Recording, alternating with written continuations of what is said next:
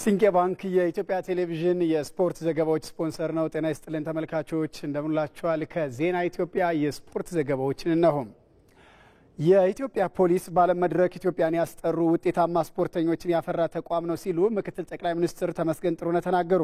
አምስተኛው የምስራቅ አፍሪካ ፖሊስ አዛዦች ህብረት አባል ሀገራት ስፖርታዊ ውድድር ትናንት በኢትዮጵያ አስተናጋጅነት ተጀምሯል። አዲስ የሸዋስ ተጨማሪ ዘገባ አዘጋጅቷል።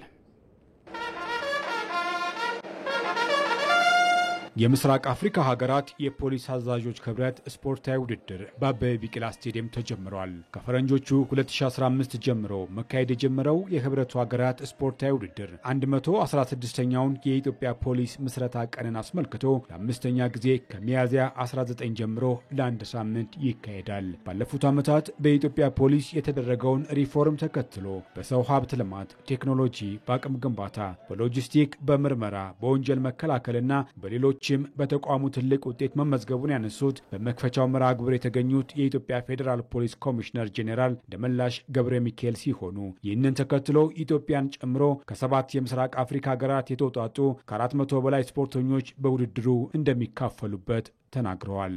በዚህ ውድድር ላይ ኢትዮጵያን ጨምሮ ከ7 የምስራቅ አፍሪካ የፖሊስ አዛዦች ህብረት ድርጅት ሀገራት የተውጣጡ ከ400 በላይ ስፖርት ተወዳዳሪዎች በ6 የስፖርት ዘርፎች የሚወዳደሩበት ሲሆን በቀጣይ አንድ ሳምንት ጥሩ ፖሊሳዊ ስነ ምግባር ወንድማማችነትን በሚያሳይ መልኩ ጥሩ ስፖርታዊ ፉክክርና የደመቀ የማይረሳ ትዝታን ጥሎ የሚያልፍ የውድድር ጊዜ እንደሚሆን እየተማመንኩ ይህ ውድድር እንዲሳካ አስተዋጽኦ ላደረጋችሁ የኢትዮጵያ ፌዴራል ፖሊስ አመራሮችና አባላት፣ የባህልና ስፖርት ሚኒስቴር እና የስፖርት ፌዴሬሽኖች ከፍተኛ ምስጋናዬን እያቀረብኩ ለሁሉም ተሳታፊ ሀገራት መልካም እድል እመኛለሁ። አመሰግናለሁ። ስፖርታዊ ውድድሩ ለመጀመሪያ ጊዜ በኢትዮጵያ መካሄዱ ለኢትዮጵያ ትልቅ ኩራት መሆኑን ያነሱት ምክትል ጠቅላይ ሚኒስትር ተመስገን ጥሩነህ የኢትዮጵያ ፖሊስ ኢትዮጵያን በዓለም አቀፍ መድረክ ያስጠሩ ውጤታማ ስፖርተኞችን ያፈራ ተቋም ነው ብለዋል። የኢትዮጵያ ፖሊስ ኢትዮጵያውያንና አፍሪካን በዓለም መድረክ ያስጠሩ ስመጥር ስፖርተኞች ያፈራ ተቋም ነው። እንዲህ አይነት አፍሪካዊ የሆኑ ስፖርታዊ ኩነቶች እንዲያዘጋጅ ታሪኩም ልምዱም ይረዳዋል። ይህ ስፖርታዊ ፌስቲቫል ህብረታችን የበለጠ የሚጠናከርበት እንደሚሆን አምናለሁ። የተጀመረው ስፖርታዊ ውድድር ቀጠናዊ ትብብር የሚጠናከርበትና ዓለም አቀፍ ሽብርተኝነትና የተደራጁ ወንጀሎችን ለመከላከል እየተሰራ ላለው ስራ አጋዥ የሚሆን ነው ያሉት በኬንያ ናይሮቢ የኢንተርፖል ቀጠናዊ ቢሮ ተወካይ ቦስኮ ጋሂጂ ናቸው። የዚህ ውድድር ዓላማ ከማሸነፍና መሸነፍ ባሻገር የምስራቅ አፍሪካ ሀገራትን ሰላምና ደህንነት ለማስከበር በትብብር ለመስራት ተሞክረው የሚለዋወጥበት እንደሆነም ነው ኮሚሽነር ጄኔራል ደመላሽ ገብረ ሚካኤል የገለጹት። ከማሸነፍ መሸነፍ ውጪ የምስራቅ አፍሪካ አባል ሀገራትን ሰላምና ደህንነት ለማስከበር እና በሌሎች የአቅም ግንባታ ስራዎች በትብብርና በቅንጅት ከመስራትም ባለፈ በዚህ የስፖርት ውድድር በመገናኘት ወንድማማችነታቸውን የሚያሳዩበት፣ እርስ በእርስ ተመክሮ የሚለዋወጡበት፣ ግንኙነታቸውን የሚያጠናክሩበት ሁኔታ ለመፍጠር እንዲሁም በኦሎምፒክና በተለይም ዓለም አቀፍ ውድድሮች ሀገራቸውን የሚያስጠሩ ስፖርተኞች መፍለቂያ አንዱ የፖሊስ ተቋም በመሆኑ በዚህ አጋጣሚ ሀገራቸውን የሚያስጠሩ ተተኪ ስፖርተኞችንን ለማግኘት የውድድር ጠቀሜታው ከፍ ያለ ነው። በመክፈቻው ዕለት በተደረገ የሴቶች የ1500 ሜትር ውድድር የኢትዮጵያ ፖሊስ አትሌቶች ከ1 እስከ 3 በመውጣት አሸንፈዋል። በወንዶች የ4 በ400 ዱላ ቅብብል የኬንያ ፖሊስ አሸናፊ ሲሆን የኢትዮጵያና ታንዛኒያ ፖሊስ ሁለተኛና ሶስተኛ በመሆን ውድድራቸውን አጠናቀዋል። በኢትዮጵያ ፕሪሚየር ሊግ ዛሬ ጠዋት በተደረገ የተስተካካይ ጨዋታ መርሃ ግብር ኢትዮ ኤሌክትሪክ ወሳኝ ድል አስመዘገበም። በዝናብና በመብራት መቆራረጥ ምክንያት ለሁለት ጊዜ ተራዝሞ ዛሬ ረፋድ ላይ የተደረገው ጨዋታ በኢትዮ ኤሌክትሪክ 2-0 አሸናፊነት ነው የተጠናቀቀው። ኢትዮ ኤሌክትሪክ ድሬዳዋ ከተማን 2-0 ሲረታ ሽመክት ጉግሳና አሸናፊ ጥሩነህ የግቦቹ ባለቤቶች ናቸው። በኢትዮጵያ ሴቶች ፕሪሚየር ሊግ 24ኛ ሳምንት ጨዋታ ዛሬ ረፋድ ኢትዮጵያ ንግድ ባንክ ከባህር ዳር ከተማ ያደረጉት ጨዋታ በአቻ ውጤት ተጠናቋል። በጨዋታው ባህር ዳር በ24ኛው ደቂቃ በፍቅር ተካሳ አማካኝነት ቀዳሚ ሆኗል። 46ኛው ደቂቃ ላይ ደግሞ ረድኤት አስረሳኝ ለኢትዮጵያ ንግድ ባንክ ኳስን ከመረብ ጋር አገናኝታ ጨዋታው 1-1 በሆነ ውጤት ተጠናቋል። 8 ሰዓት ላይ መቻል ከልደታ ክፍለ ከተማ እንደዚሁም 10 ሰዓት ላይ ደግሞ ኢትዮ ኤሌክትሪክ ከድሬዳዋ ይጫወታሉ። በአራት ምድቦች 14 ክለቦችን ያሳተፈው ሶስተኛው ዙር የደቡብ ምዕራብ ክልል የእግር ኳስ ሻምፒዮና ውድድር ትናንት ከሰዓት በታርጫ ከተማ ተጀምሯል። በውድድሩ ክልላዊ ሊግ ተወዳዳሪ ክለቦች እንደሚለዩ ነው የክልሉ እግር ኳስ ፌዴሬሽን የገለጸው። በጅማሮው የታርጫ ከተማ አስተዳደር የኪ ወረዳን 1-0 በሆነ ውጤት አሸንፏል። ሰለሞን ባረና ተጨማሪ ዘገባ አዘጋጅቷል። ስፖርታዊ ጨዋነት ለክልሉ ህዝቦች ትስስርና አንድነት በሚል መሪ ቃል በአራት ምድብ 16 ክለቦችን ያሳተፈው ሶስተኛው ዙር ክልላዊ የእግር ኳስ ሻምፒዮና ውድድር ታርጫ ከተማ ላይ ተጀምሯል። ውድድሩን ያስጀመሩት የክልሉ እግር ኳስ ፌዴሬሽን ፕሬዝዳንት አቶ ኢብራሂም ተማም ፌዴሬሽኑ በክልሉ የእግር ኳስ ውድድሮችን ለማጎልበትና ለተጫዋቾች አዲስ ተስፋን ሰንቆ እየተንቀሳቀሰ ይገኛል ብለዋል። በክልላችን የእግር ኳስ ጨዋታን ለማሳደግና ለተጫዋቾቻችን አዲስ ተስፋ ለመስጠት ይህም ውድድር ወጣቶች ችሎታቸውን እንዲያሳዩ እንዲወዳደሩ እንዲሁም ለክልሉ እግር ኳስ ማበብ ብሎም ለሀገራችን እግር ኳስ እድገት የጎላ አስተዋጽኦ እንዲያበረክቱ ነው። ይህ የክልል አቀፍ አጠቃላይ የ2017 ለሚደረገው አገር አቀፍ ውድድር ላይ ክልሉን የሚወክሉ ክለቦችን የምንለይበት እንዲሁም በተጨማሪ በሚቀጥለው ዓመት በ2018 ክልላዊ ሊግ ወይንም ሳውዝ ዌስት ሊግ ለማቋቋም ውሳኔ ወሰነበትና ለዛ ውድድር የሚሳተፉ ተወዳዳሪዎችን ክለቦችን የምንለይበትና ወደዛ ሊግ የሚታቀፉ ክለቦችን የምንለይበት ይሆናል ማለት ነው። ውድድሩ የወዳጅነትና የአንድነት ድልድይ የሚያጠናክር በመሆኑ ተጫዋቾችና ደጋፊዎች ለዚሁ ዓላማ ስኬት በአርአያነት ሊንቀሳቀሱ እንደሚገባም አቶ ኢብራሂም አሳስበዋል። እግር ኳስ ብሔር፣ የቆዳ ቀለምና ሃይማኖት የማይለይ የሁላችንም አንድነት የሚያሳይ መድረክ ነው። በመሆኑም በስፖርታዊ ጨዋነት መንፈስ በመንቀሳቀስ ለሌሎች አርአያ እንሁን። ይህ ውድድር የወዳጅነት የአንድነት ድልድይ እንዲሆን የበኩላችንን አስተዋጽኦ ልናደርግ ይገባል። የደቡብ ምዕራብ ኢትዮጵያ ክልል ባህል ቱሪዝምና ስፖርት ቢሮ ኃላፊ አቶ ፋንታውን ብላቴም በእግር ኳስ ዘርፍ ክልሉ ያለውን እምቅ አቅም ይበልጥ በማላቅ ለማህበራዊና ኢኮኖሚያዊ እድገት መጎልበት እየተሰራ ይገኛል ብለዋል። ክልላችን ደግሞ በዚህ ዘርፍ ትልቅ እምቅ አቅም ያለው ክልል በመሆኑ በዚህ ዘርፍ ላይ ትኩረት ሰጥተን በመስራት ላይ እንገኛለን።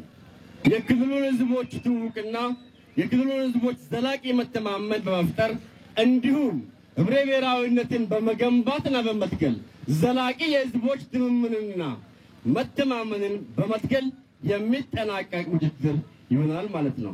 ስፖርት ለህዝቦች ዘላቂ አንድነትና ትብብር የሚያበረክተውን አስተዋጽኦ ውጤታማ ለማድረግ ሁሉም ሊረባረብ እንደሚገባ ያሳሰቡት የዳውሮ ዞን ዋና አስተዳዳሪ አቶ ዳዊት ገበየው ናቸው።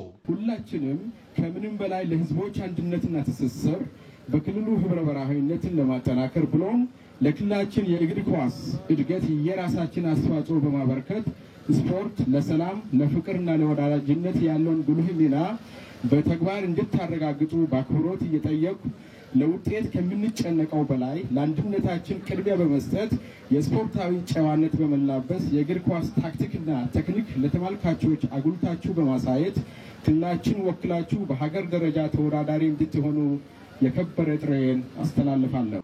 ውድድሩ የሚያበረክተውን ዘርፈ ብዙ ጠቀሜታ በተገቢው ለመጠቀም በቀጣይነት ይበልጥ ለማስፋት ይሰራል ያሉት ደግሞ የታርጫ ከተማ አስተዳደር ከንቲባ አቶ ዳዊት ወንድሙ ናቸው። ትናንት የተጀመረው ክልላዊ የእግር ኳስ ሻምፒዮና ውድድር ለ15 ተከታታይ ቀናት የሚቆይ ይሆናል። ለኢቲቪ ዜና ከደቡብ ምዕራብ ኢትዮጵያ ክልል ለተጠናቀረው ዘገባ ሰለሞን ባረና ነኝ፣ ዳውሮ ዞን ታርጫ። ወደ ውጭ ስፖርታዊ ዘገባችን አለፍን።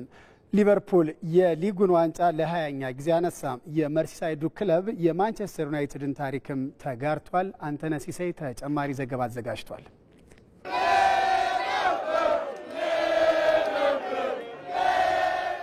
የዊል ኔቨር ወክ አሎን። መቼም ብቻህን አይደለም። በማዕበልም በጨለማም ውስጥ ብትሄድ አውሎ ነፋሱም ዝናቡም ቢረብሽም በልብህ ተስፋ አድርገህ ያላንዳች ፍራቻ እርምጃህን ቀጥል። ምክንያቱም ከፈተናው መጨረሻ ወርቃማ ሰማይ ይጠብቅሃል። ማን ያውቃል? አሜሪካውያኑ አቀናባሪዎች ሪቻርድ ሮጀርስና ኦስካር ሃመርሰን ይሄንን ለእግር ኳስ ቅርብ የሆነ ሁሉ የሚረዳውን የሊቨርፑል የዝማሬ ስንኝ በ1945 ሲቋጥሩ የመርሳይዱን ክለብ መጪውን የስኬት ዘመን አስበው ቢሆንስ? ይሄ ግጥም ሲጻፍ ሊቨርፑል ያነሳው 4 ዋንጫዎችን ብቻ ነው። ከዚህ ጊዜ በኋላ ባሉት ዓመታት ግን 16 የፕሪሚየር ሊግ ክብሮችን ሲያሳካም በዚህ ስንኝ ታጅቦ ነው። በ1980ዎቹ የነበረውን የሊቨርፑል የበላይነት ከሰር አሌክስ ፈርጉሰን መምጣት በኋላ በማንቸስተር ዩናይትድ የተወሰደበት ሊቨርፑል ዳግም ወደ ልዕልናው ለመመለስ ከ3 አስርት ዓመታት በላይን መታገስ ነበረበት። አሁን ጊዜው ደርሶም የመርሳይዱ ክለብ በ5 ዓመታት ውስጥ ባሳካቸው 2 የሊግ ዋንጫዎች በዩናይትድ ተይዞ የነበረውን በብቸኝነት 20 ዋንጫዎችን የማሳካት ታሪክ ተጋርቷል። ለዚህ ደግሞ ምክንያቱ ከወደ ሮተርዳም የተገኙት ሰው አርነ ስሎት ናቸው። ጀርመናዊ አሰልጣኝ የርገን ክሎፕ በ9 ዓመታት የአንፊልድ ቆይታቸው ካሳኳቸው ዋንጫዎች በላይ የክለቡን የመፈራት ግርማ ሞገስ መመለሳቸው የቀጣዩን አሰልጣኝ የቤት ስራ ያከብደዋል ቢባልም የሆነው ግን ፍጹም የተለየ ነው። ከኤርዲቪዚያው እምነት ተጥሎባቸው የመጡት አሰልጣኝ አርነ ስሎት ክሎፕ የጀመሩትን አስፈሪ ቡድን እንዲያውም በሌላ የጨዋታ መንገድ ይበልጥ ለስኬት የቀረበ አድርገው አሳይተዋል። የ46 ዓመቱ አሰልጣኝ የእንግሊዝ ፕሪሚየር ሊግ ማንም ገብቶ የሚወጣበት አይደለም። ሊጉን ለሚያውቁት ለጆዜ ሞሪኒዮና አንቶኒዮ ኮንቴም ተራማጅ ሀሳብ አላቸው ለሚባሉት ማውሪሲዮ ፖቼቲኖና ቶማስ ቱሄልም አልሆነም በማለት ተስፋቸውን ሊያጨልሙት የሞከሩትን ሁሉ አፍ አዘግተው ንግስናቸውን ለማወጅ ሌላ ዓመት አላስፈለጋቸውም። ክሎፕን በተኩ 1 ዓመት ባልሞላ ጊዜ ውስጥም ሊቨርፑልን ለ20ኛ ጊዜ ሻምፒዮን እንዲሆን አስችለው ደማቅ ታሪካቸውን ጽፈዋል። ከፌዴሪኮ ኬዛ ውጭ በትልቅ ደረጃ የሚጠቀስም ያለው ተጫዋች እንኳን ሳያስፈርሙም የውድድር ዓመቱን የጀመሩት ኒዘርላንዳዊ አሰልጣኝ በ4-2-3-1 እና በ4-2-4 የጨዋታ መንገድ በፈጣን ሽግግር ለተጋጣሚያቸው ሁሉ ስጋት ሆነው በመጡበት ዓመት ከሊጉ ክብር ጋር ተገናኝተዋል። ሊቨርፑል ዓመቱን ሲጀምር በመከላከሉ መጠነኛ ችግር ቢገጥመውም በጊዜ ሂደት የቨርጅል ቫንዳይክና ኢብራሂማ ኮናቴ ጥምረት ተስተካክሎም ደግሞም በሙሐመድ ሳላ በሚመራው የፊት መስመር ታግዞም ድንቅ ዓመትን አሳልፏል። በተለይ ከአርነ ስሎት አንፊልድ መድረስ በኋላ እንደ አዲስ የተፈጠሩት ራያን ግራቨንብሪች እና ዶሚኒክ ሰቦዝ ላይ ከታታሪው አሌክሲስ ማካሊስተር ጋር የነበራቸው ጥምረት የቡድኑ ሚዛን ለመጠበቅ የሚሆን ቡድኑ የግብ ድርቅ በመታው ጊዜ ሁነኛ አማካይ ሆነው መገኘታቸው የመርሳይዱን ክለብ ጉዞ አጨራረስ እንዲያምርም አድርገውታል። አይደለም ክለባቸው በውጤት ታጅቦ ይቅርና ውጤት በጠፋባቸው በእነዚህ ዓመታት እንኳን 90 ደቂቃ ያለ ድካም ቆሞ የሚደግፉት የቀዮቹ ደጋፊዎች ከ35 ዓመታት በኋላ ለመጀመሪያ ጊዜ አንፊልድ ሮድ ላይ ቡድናቸው ዋንጫ ማንሳቱን ሲያረጋግጥ በደስታ አንብተዋል። የሚሆኑትንም አሳጥቷቸዋል። በ34ኛ ሳምንት የእንግሊዝ ፕሪሚየር ሊግ መርሃ ግብር በሜዳቸው ቶትናም ሆትስፐርን 5-1 ያሸነፉት ቀዮቹም 4 ጨዋታ እየቀራቸው ሲያረጋግጡ ከአንፊልድ ሮድ ባሻገር በመርሳይድ ከተማ የነበረው የደጋፊዎች ድባብ ከተማዋን የተቃጠለች አስመስለዋትም አምሽተዋል። 5 years since COVID. This is it. We are champions. ከ5 ዓመት በፊት በክሎፕ እየተመሩ ዋንጫውን ሲያነሱም ወቅቱ ኮቪድ በመሆኑ በአንፊልድ በሚፈልጉት ልክ መሰባሰብ ያልቻሉት ደጋፊዎቹም ታሪካዊ ዝማሪያቸውን ደጋግመው ሲያዜሙ እንዲያመሹም አድርጓቸዋል። ሊቨርፑል 20ኛውን ክብር ማንሳቱን ካረጋገጠ በኋላ የስኬት የኃይል ሚዛኑ ከማንቸስተር ከተማ ወደ መርሳይዱ ክለብ ማጋደሉን የቀድሞው የማንቸስተር ዩናይትድ ተከላካይ ጋሪ ኔቭል እየመረረውን ቢሆን ምስክርነቱን ሰጥቷል።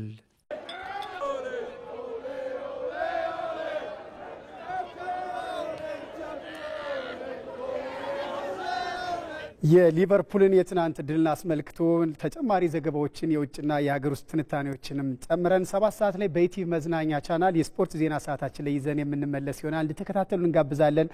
ለዜና ኢትዮጵያ ያዘጋጅናቸው የስፖርት ዘገባዎች ተጠናቀዋል። ሀብታሙ ካሴ ነበርኩ። ያላችሁበት ሰናይ ጊዜን ተመኘው።